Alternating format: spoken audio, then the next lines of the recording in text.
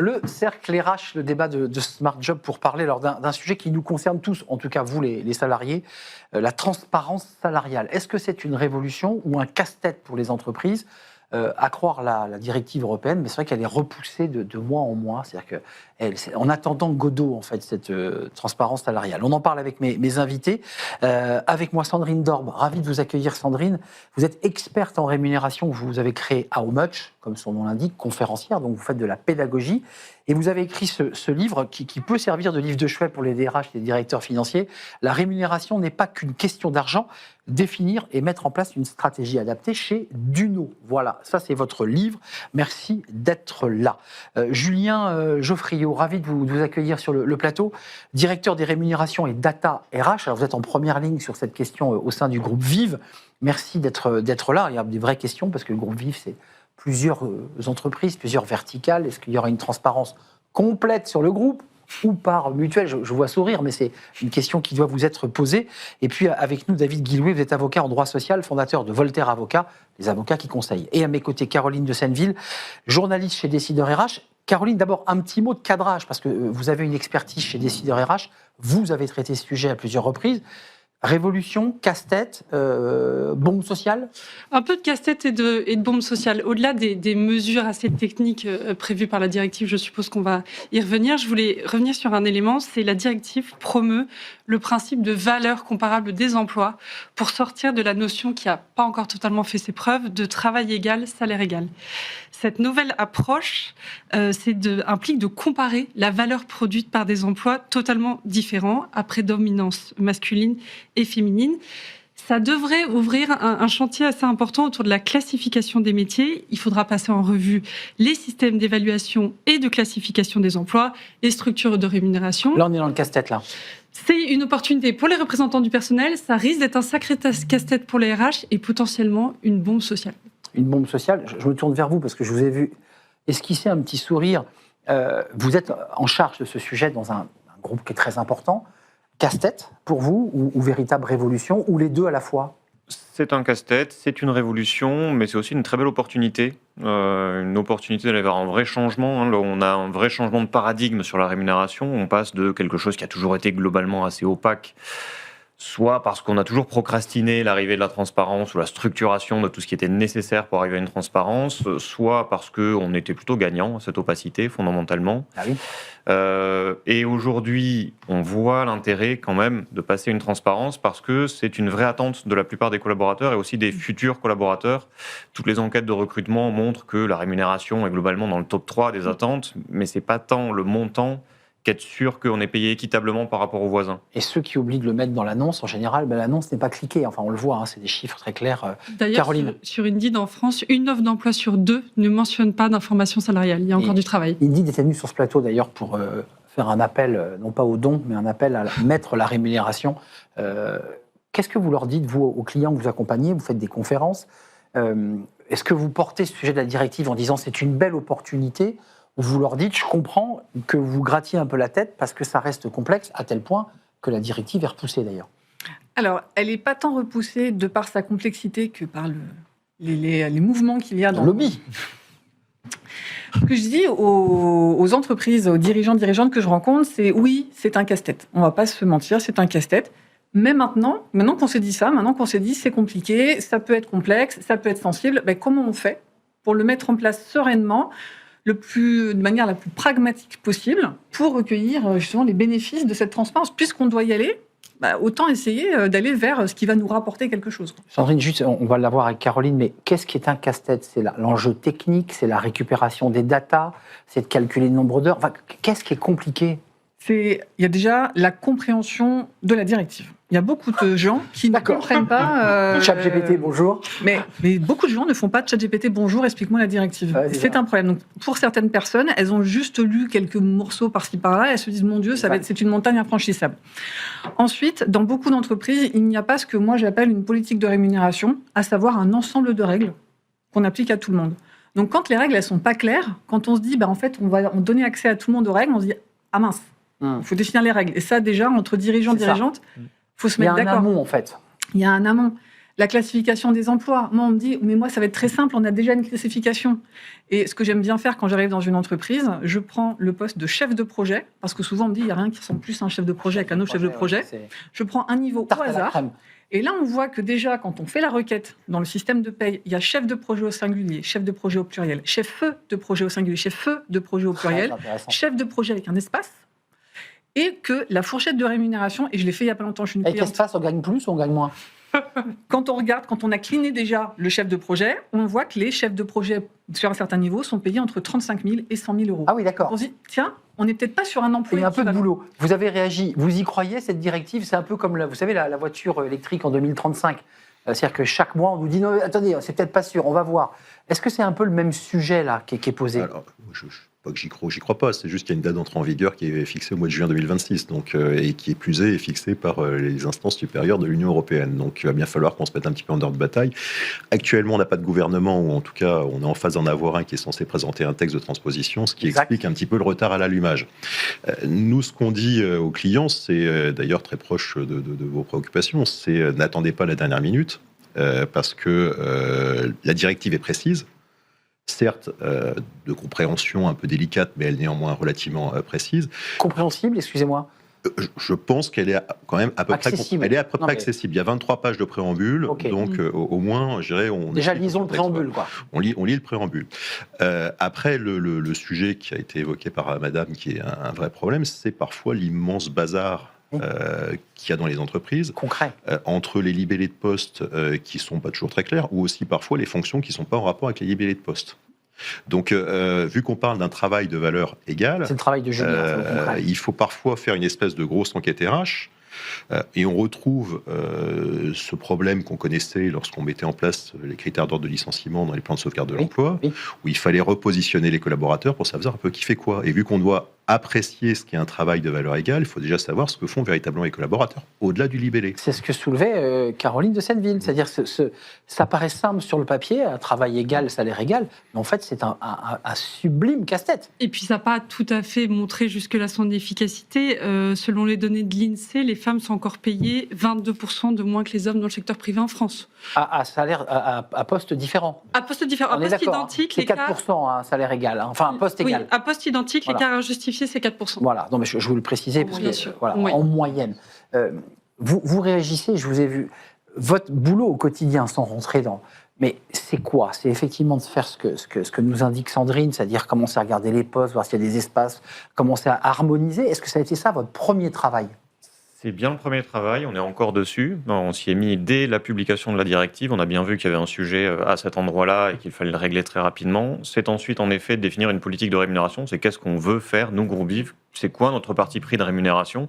Est-ce que c'est l'équité absolue? Est-ce qu'on a finalement aussi des intérêts, par exemple, de rémunérer sur du variable, donc de valoriser de la performance? Donc tous ces choix-là, il faut les faire en lien avec l'éthique du groupe, avec le projet aussi politique d'un groupe. Ça peut varier d'une entreprise à l'autre. C'est pour ça que j'évoquais votre sujet, parce que vous avez quand même plusieurs verticales qui n'ont pas la même culture, les mêmes histoires, on est d'accord? Radicalement différents d'une maison à l'autre. Et pour le coup, le groupe Vive est un groupe très décentralisé, qui va rester décentralisé. On aura une politique de rémunération dans chaque maison du groupe, qui sera propre à l'histoire de chaque maison, à ses objectifs aussi business. Donc vous donnez des recommandations pour chacune des entités du groupe? On s'assure de traiter le sujet de la même manière, donc d'y aller avec les mêmes étapes, mais en revanche, à la fin, la politique rémunération, elle pourra être différente d'une maison à l'autre. Il n'y aura aucune directive du groupe sur que doit faire Harmonie Mutuelle, que doit faire la MGN dans sa politique rémunération.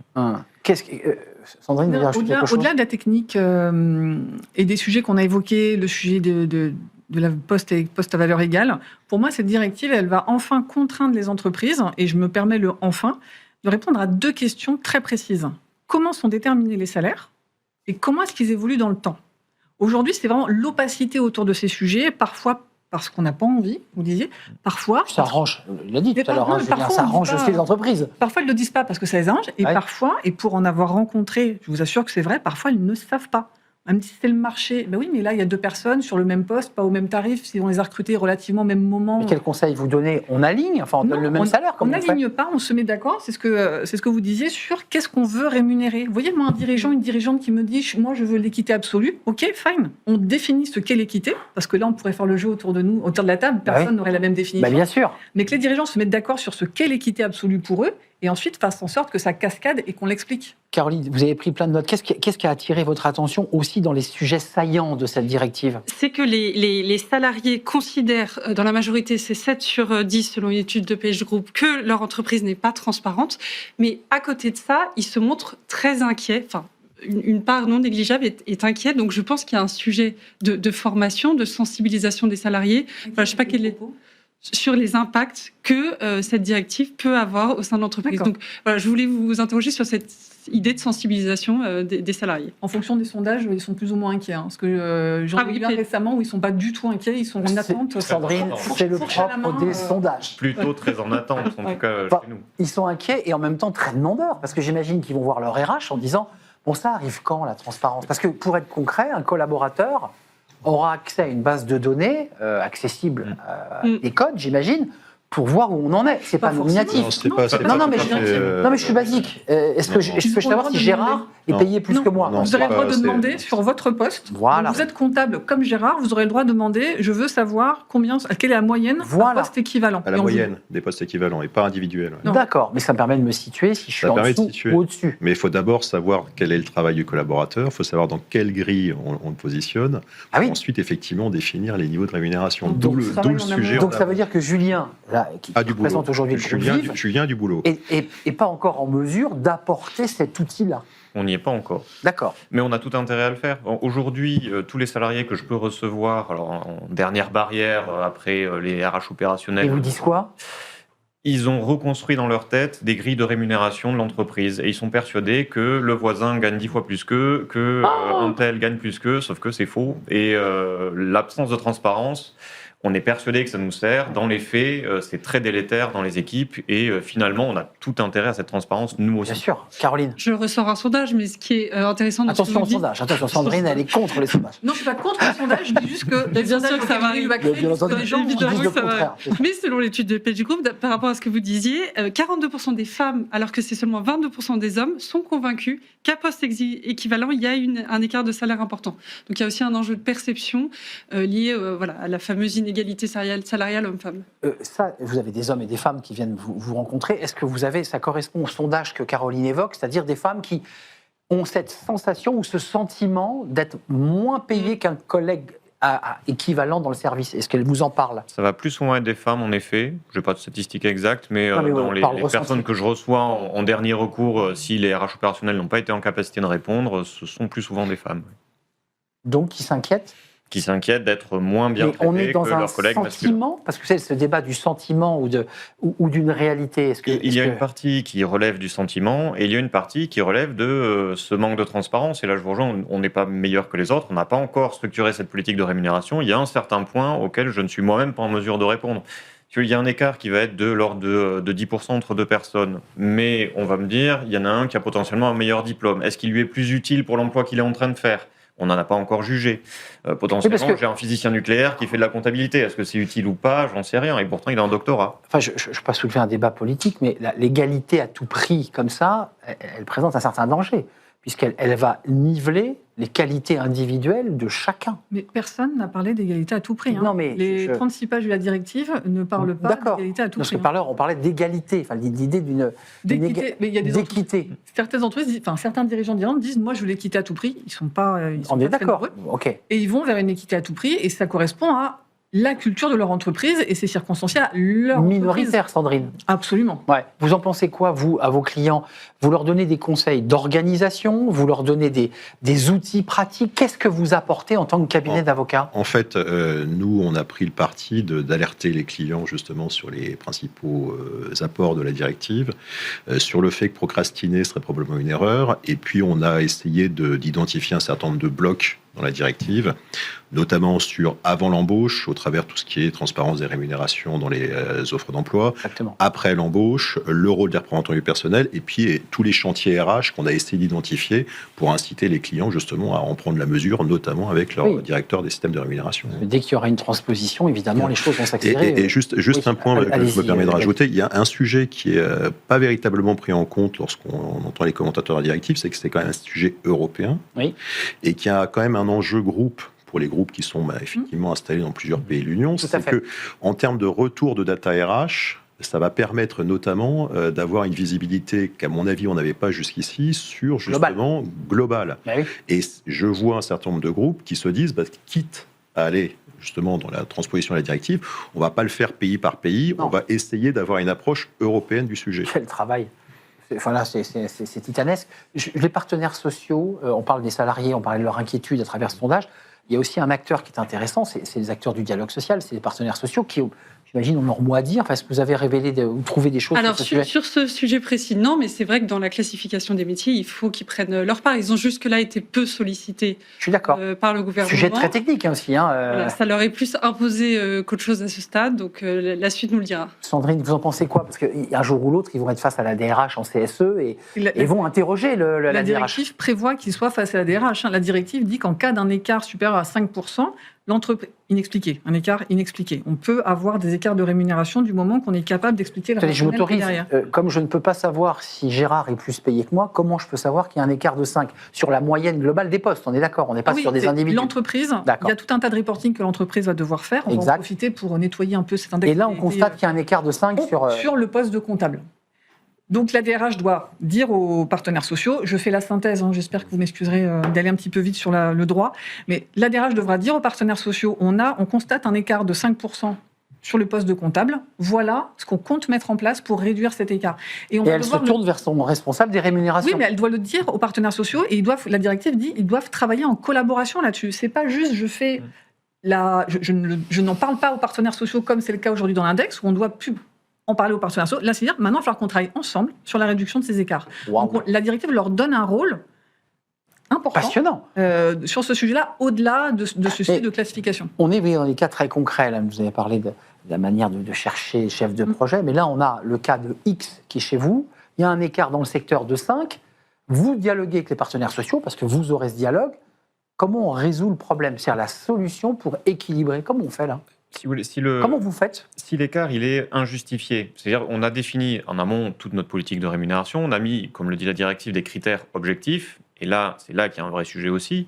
Dans nos critères objectifs, donc, on va avoir dit que le diplôme chez nous est un vrai critère, que le fait d'être à Paris ou en province est un autre critère, que le fait d'être manager ou de ne pas l'être a un impact aussi. Et à la fin, il vous reste 5%, et bien que vous ne pouvez pas justifier. Vous n'aurez pas d'autre choix que de remettre au niveau la personne. Donc vous descendez de 5% celui qui était au-dessus. Ça va de soi. Ça va de soi. Non, mais je souris. Mais cette question sera aussi posée entre est-ce que j'harmonise par le haut ou est-ce que j'harmonise par le bas ? Enfin, je veux dire, on ne peut pas harmoniser par le haut, puisque à moins de licencier une personne, on ne peut pas diminuer son salaire. D'accord, non, mais c'est bien de l'entendre. Donc, on ne pourra pas diminuer les salaires. Donc c'est un coût pour l'entreprise. Ce que j'ai entendu, la majorité des salariés qui me parlent de cette directive sont très contents et ont hâte d'avoir accès aux informations. Il y en a certains, très peu, qui me disent moi je suis très inquiet parce que toute ma carrière j'ai négocié. Je me suis battu, ouais. Et je trouve ça injuste que les autres bénéficient des mêmes avantages que moi. Est-ce qu'il y a des cas de figure où les femmes, parce que l'entreprise est très dynamique et très en avance, seraient plus payées qu'un homme ? Vous avez des cas comme ça ? Certainement. Il y a certainement des postes où une femme est mieux rémunérée qu'un homme, c'est sûr. Enfin, on va pas c'est sûr. Et son homologue masculin pourrait, en demandant la stat, demander comment ça se fait que je suis très en dessous de la moyenne, sans avoir le salaire de sa collègue. Mais c'est sûr qu'il y a des postes où les femmes doivent être Julien. Et le problème va au-delà du femme-homme, c'est aussi entre les femmes et entre les hommes. Oui, je suis d'accord. C'est vraiment tous les salariés qui vont être soumis à souvent, le sujet est posé comme ça, égalité femmes-hommes. Un dernier mot, je crois que vous aviez des contacts avec des cabinets qui vous disaient quoi ? Ils sont optimistes, pessimistes sur l'arrivée de cette directive parce qu'elle va être transposée, peut-être transformée. Oui, j'ai échangé avec une associée chez Deloitte qui disait qu'effectivement, ça semble être pas mal en stand-by et que les entreprises, certaines, du moins, se disent, bon, on a le temps, Donc on va prendre le temps. C'est une erreur, comme vous disiez. C'est ça. Alors, c'est pas complètement le cas. C'est-à-dire qu'il y avait un texte qui avait été commencé à être préparé par les services gouvernementaux, qui devait être transmis aux partenaires sociaux. Il se trouve que le gouvernement n'est plus là. Il y a plus personne pour envoyer un mail. Mais de toute façon, ce truc-là va ressortir avec le prochain gouvernement. C'est une obligation que la France s'est elle-même imposée, justement, parce qu'elle est destinataire de cette directive. Donc, on n'a pas le choix. Juste avant de nous quitter, d'un mot, peut-être Caroline peut y répondre, mais est-ce que vous avez calculé le surcoût potentiel de cette directive? Parce qu'on voit quand même bien le travail que vous faites, j'imagine les efforts avec vos équipes, et peut-être même un surcoût parce qu'il faudra rééquilibrer les salaires vers le haut. Est-ce que ça, c'est quelque chose que vous avez en tête? On n'y est pas encore, mais on espère y arriver avant le texte. Mais vous touchez à l'autre partie du problème, qui est la disponibilité de la donnée, capable de faire ces calculs-là, de croiser tous ces nombreux critères qu'il va falloir désormais croiser. Et aujourd'hui, nos systèmes RH ne sont pas du tout faits pour ça. Les outils data, SIRH. On imagine la RH comme dans un film américain où elle reçoit une demande de moyenne, elle se tourne vers son ordinateur, elle tape frénétiquement. Comme dans les films policiers, bien sûr. Malheureusement, c'est pas le cas. Ça nous arrangerait, ceci dit. Merci d'être venu nous éclairer. Vraiment, c'est un débat passionnant qu'on va suivre parce qu'on va essayer de s'y intéresser jusqu'au moment où elle sera transposée. Merci Julien Geoffriot d'être venu nous parler à cœur ouvert aussi de votre quotidien, de directeur des rémunérations Data RH au sein du groupe Vive. Merci à Sandrine Dorbe. La rémunération n'est pas qu'une question d'argent, on vient de l'entendre, c'est aussi une question de data. Enfin, je ne sais pas si vous en parlez dans le livre, c'est sorti chez Duno. Et merci à David Guillouet, le cabinet d'avocats Voltaire Avocat. Vous êtes le fondateur de ce cabinet. Et merci à Caroline de Selvi de nous avoir accompagnés, de nous avoir apporté quelques informations comme ça un petit peu confidentielles. Merci à vous quatre, merci à vous, merci de votre fidélité. Je vous dis à très bientôt et d'ici là, portez-vous bien. Bye bye.